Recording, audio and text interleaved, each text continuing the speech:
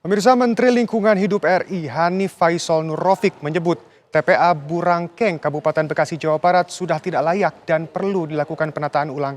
Hal ini diungkapkan Menteri Hanif saat sidak ke TPA Burangkeng hari ini.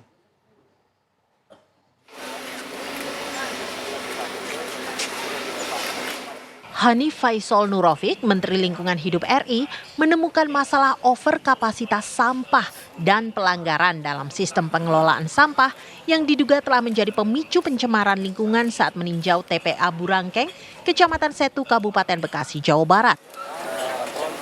Di antaranya pengelolaan limbah air lindi yang dibiarkan mengalir ke sungai hingga menimbulkan pencemaran di permukiman warga. Sepertinya sedang didalami oleh tim penyidik dan tim pengawas lingkungan hidup, tetapi lihat beratnya beban ini sepertinya harus ditutup. Tapi nanti kami nunggu dulu, tidak mendahului. Kami akan menunggu kajian dari pengawas lingkungan hidup dan penyidik lingkungan hidup untuk memberikan arahan secara ofisial kepada Menteri. Karena Menteri tentu mengambil tindakan-tindakan harus berdasarkan tata birokratif yang memang dimandatkan itu. Tapi kalau menurut saya ini sudah cukup bebannya berat. Jadi kalau lihat penjelasan Pak Kadis tadi, sebenarnya potensinya 1,1 juta lebih ya, atau 1,2 juta atau 1,8 ton.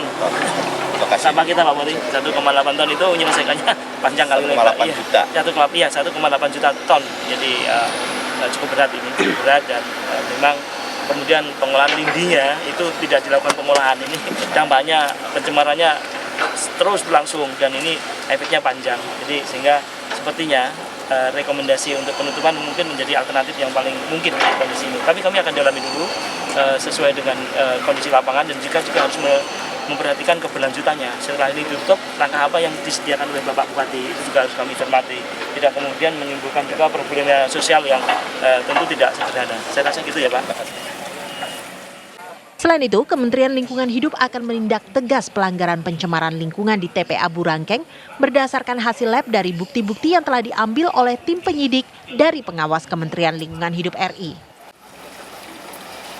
Semua pelanggaran yang ditimbulkan oleh orang per orang maupun badan usaha tetap akan kita proses.